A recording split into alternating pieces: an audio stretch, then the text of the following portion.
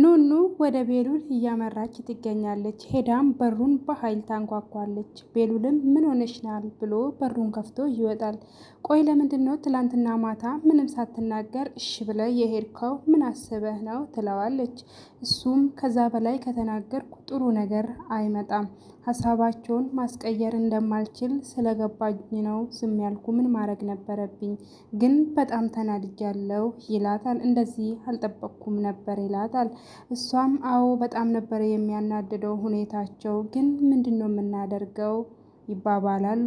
እሷም እንግዲህ እኔ ያሰብኩት አንድ ነገር አለ ትለዋለች። ምንድነው ብሎ ሲጠይቃትም አንድ ነገር አስቤያለሁ። እኔ እህቴን ከቤሉል ጋር እጠፋለሁ ስላት በጣም ነው የተቆጣችኝ። ግን እናቴን እንደዚህ ብዬ አስፈራራታለሁ። ጥያት እንደማልሄድ ስለምትፈልግ ትፈቅድልኝ ይሆናል ትለዋለች። ጥሩ ሀሳብ ነው ሞክሪ በቃ ይላታል። እሷም እንግዲህ ጥላው ወደ እናቷ ትሄዳለች። በሌላ በኩል መሲ እየቃዠች ትገኛለች። በእንቅልፍ ልቧ አንዴ ወደዚህ አንዴ ወደዛ አንዴ ወደዚህ እየተገላበጠች ተይኝ ተይኝ እያለች ትገኛለች። በጣምም ደንግጣ ከእንቅልፏ ትነሳለች። ጭራሽ ሄለን አሁን ደግሞ ብለሽ ብለሽ በህልሜ መምጣት ጀመርሽ ብላም ትደነግጣለች።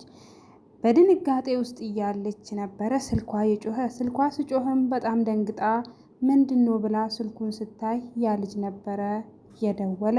እሷም እንግዲህ የእሱ መደወል በጣም አስገርሟት ላንሳ አላንሳ ብላ ከራሷ ጋር ተማክታ መቼም አላነሳም ብላ ትተዋለች።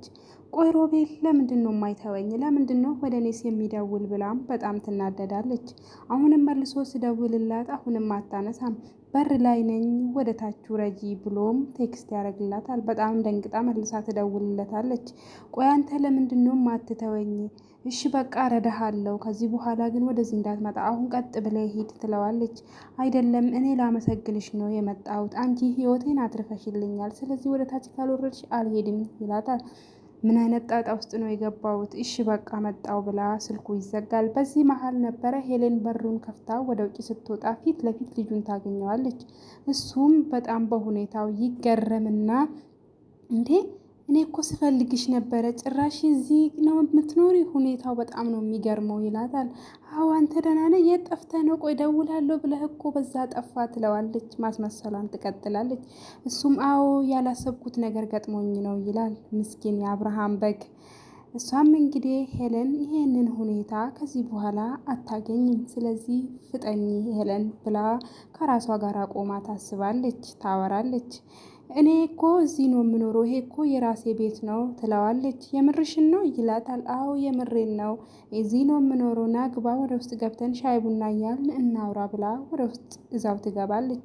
እኔ እኮ እዚህ የምትኖር አንዲት ጓደኛ አለችኝ፣ እሷን ለማግኘት ነው አሁን ራሱ የመጣሁት ይላታል። ኦኬ ቴዲ እውነቱን ነበረ ብላ በውስጣ ታወራለች። ወደ ውስጥም እንደዘለቁ እሺ በቃ እኔ ሄጄ ሻይ ቡና ላምጣል፣ ምንድነው የምትፈልገው ትለዋለች። እሱም አይ አንቺ ቁጭ በይ፣ እኔና አንቺ ማውራት አለብን፣ ሌላ ሰው ካለ ግን ያምጣ ይላታል። እሷም እንግዲህ ግን እዚህ ቤት ማን ነበር የምታውቀው? ማን ነበረ ስሟ ትለዋለች። ሁኔታዎቹን ለማጣራት መሰረት ትባላለች። እሷ ናት ህይወቴን አተረፈችልኝ፣ በጣም ጥሩ ልጅ ናት ይላታል። እሷም እንግዲህ አንተ እኮ ስለማታውቃት ነው፣ እብድ እኮ ናት፣ አብዳለች እኮ፣ በር ተዘግቶባት እኮ ነው የምትውለው ትለዋለች። እሱም በጣም ይደነግጥና ኧረ እብድ አይደለችም፣ ስለሌላ ሰው እንዳይሆን የምታወሪ፣ መሰረት እኮ በጣም ጤነኛ ናት እኔ የማውቃት ይባባላሉ። እሷም አይ ስላላወክ ነው፣ እሺ በቃ ለማንኛውም ሄጄ ሻውን ይዤ ልምጣ ብላ ወደ ውስጥ ትገባለች። አይኔ ምናምን ስላት አይ የዛሬማ እኔ ነኝ የማስተናግድ ብላ ወደ ውስጥ ልትገባ ስትል በዚህ ይሄ እያወሩ እያለ ነበረ መሲ ከፎቅ ወደታች ስትወርድ ሄሌንን ስታያት ቶሎ ብላ ሮጣ ወደ ውስጥ ትመለሳለች። ልክ ሄሌን ኪችን እንደገባች መታ ልጁን ጎትታ ወደ ውስጥ ታስገባዋለች። ሮቤልም በሁኔታዎቹ በጣም ይገረምና ግራ የሚጋባና አማራጭ ስለሌለ መሱን ተከትሎ ወደ ላይ እየሮጡ ይወጣሉ። በሌላ በኩል እንግዲህ ቤሉል ወደ እህቱ ክፍል ይሄዳል። እህቱ ክፍልም ስትሄድ እህቱ ስልክ እያወራች ነበረ ከጆ ጋራ። ጆንም ወንድሜ በዚህ ቀላሉ በዚህ መልኩ በአንዴ ይፈቅድልናል ብዬ አላሰብኩም ነበር። በጣም ደስ ብሎኛል። ለማንኛውም ተነስቼ ልታጣጠብ ብላ ስልኩን እንደዘጋች ቤሉል ይመጣል። እህቴ እንዴት አደርሽ? ደህና ነሽ ወይ ይላታል። እሷም ደህና ነኝ ወንድሜ፣ ምነው በዚህ ጠዋት ትለዋለች። እሱም አይ ምንም አይደለም፣ ልክ እኔ እንደተረዳሁሽ፣ አንቺ ግን ለምንድን ነው አልገባኝም ወንድሜ፣ ስለምንድን ነው የምታወራ ብላ ኑኑም ቤሉልን ትጠይቀዋለች። ቤሉልም ልክ እኔ እንደተቀበልኩሽ አንቺም ኑኑን እንድትቀበያ ትፈልጋለሁ ይላታል። ወንድሜ እንደምታስበው ቀላል አይደለም፣ በጣም ከባድ ነው ይላታል ትለዋለች። እሱም እንግዲህ ቀላል አይደለም፣ አንቺ ቀለል አድርገሽ ካሰብሽው በጣም ቀላል ነው፣ ይቅርታ መጠየቅ ብቻ እኮ ነው ይላታል። ይቅርታ ብላቸው ራሱ እነሱ ይቅርታ አረጉልኝም ስትለው፣ ቆይ ምንድን ነው ጸባችሁ ስል አንተ እዛ ውጭ ሀገር በነበርክበት ጊዜ ነበረ እኔ መሲን ገፍትሪያት መርሲ አታስታውስም ነበረ፣ ብዙ ነገርም አድርጌባቸዋለሁ፣ ለዛ ነው የራሴን ጥፋት ለመሸፈን እነሱ ላይ እንደዚህ የሚሆነው ብላም ትነግረዋለች። ችግር የለውም በቃ ለዚሁ ነው እንደዚህ የምትኮራረፉት፣ ለማንኛውም ምንም ማለት አይደለምና አሁን ተነሺና ሄደን ይቅርታ እንጠይቃታለን ብለው ተያይዘው ይወጣሉ። ወደ መሲን ያቀናሉ። ወደ መሲ እንደሄዱ መሲን ብቻዋን እያወራች ነበረ ቆማ። መሲ እስከ ዛሬ ላደረግኩብሽ ነገር በጣም ይቅርታ ስትል፣ እየቀለድሽ መሆን አለበት ደህና ነሽ ትላታለች።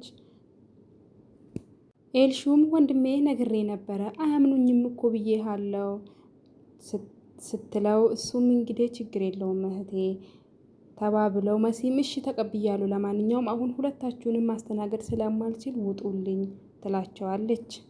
ቤሉልም በመሲ ጉዳይ በጣም ግራ ተጋብቶ ስቆም፣ ቤሉ አንተም ጭምር ነው እንድትወጣ ምፈልግ፣ ግን እናወራለን በኋላ ነግረሃለሁ ሁሉንም ነገር ተባብለው ሁለቱም ከዛ ክፍል ይወጣሉ። መሲ እየተንጎራደደች ትገኛለች። ሊዛና ጓደኛዋ ወደ ቴዲ ቤት ሄደው እንግዲህ የቴዲ የቀድሞ ፍቅረኛም እንግዲህ ብሬን 1-2 ብለህ አምጣ መልስልኝ፣ ያለበለዛ እኔ እናንተ መሀል ጥሩ ነገር አይፈጠርም ብላ ትነግረዋለች። እሱም እንግዲህ ምንም አይነት ብር የለም፣ ሲጀምር ፍቅር በነበርንበት ጊዜ አብረን ነው ያጠፋ ነው፣ ተዋደን አደረግነው፣ አሁን ደግሞ ሳንፈላለግ ቀረ፣ ብሩም አለቀ ብሎ ቀለል አድርጎ ይነግራታል። እሷም በዚህ አባባሉ በጣም ትበሳጭና እንደዚህ የሚባል ነገር የለም ቴዲ አታናደኝ፣ ሲጀመር ብሩን አብረን እንዳላጠፋ ነው አውቃለሁ ትለዋለች። እሱ ግን ልሰማት አልቻለም። በሌላ በኩል እንግዲህ ሄለን ወደ ውስጥ ገብታ ሻዩን አፍልታ አምጥታ ልጁም ወደ ቦታው ተመልሶ ነበርና ትሰጠዋለች። ልጁም ልክ ሻዩን እንደተቀበለ መሲ ቅድም ወደ ፎቅ አውጥታ የነገረችውን ያስታውሳል። መሲም እንዲህ ነበረ ያለችው፣ እኔን ታምነኛለህ? እቺ ሴትዮ በጣም ከባድ ናት፣ ስለዚህ ተጠንቀቅ ትለዋለች። እሱም ቆይ እሷ ያለችኝ ነገር እውነት ነው እንዴ? እብድነሽ እንዴ ብሎ ይጠይቃታል። እሷም እሷ ናት እንዴ ያለች አውቄ ነበረች የተረገመች ብላ መሲ በጣም ትናደዳለች። ሮቤልም እንግዲህ በሁለቱም በጣም ግራ ይጋባና ቆይ ምንድን ነው ስላት፣ እኔን የምታምነኝ ከሆነ ታምነኛለሁ ሳታምነኝም ስላት ስትለው፣ አይ አምንሻለሁ አንቺ እኮ ነሽ ህይወቴን ያዳንሽልኝ ይላታል። የምታምነኝ ከሆነ እንግዲህ እሷ ሻይም ቡና ምንም ነገር ብትሰጥህ እንዳጠጣ፣ አደራህን እንዳጠጣ፣ ቀጥ ብለህ ውጣ፣ እኔ ወንድምህንም እንድታገኝ እረዳሃለሁ፣ ሴትዮዋ ምን አይነት ሰው እንደሆነች እነግርሃለሁ ትለዋለች። ይሄንንም አስታውሶ ሻዩን ልጠጣ አልጠጣ እያለ ስልኩ እንደጠራ አድርጎ ቁጭ አድርጎ ይቅርታ ብሎ ስልኩንም አውጥቶ ሄሎ እንዴት ነህ ምን ብሎ ደንግጦ አውቆ ለማንኛውም በጣም ይቅርታ በጣም አስቸኳይ ነገር ገጥሞኝ ነው ይላታል። አረ ሻዩን ጠጣ ትለዋለች።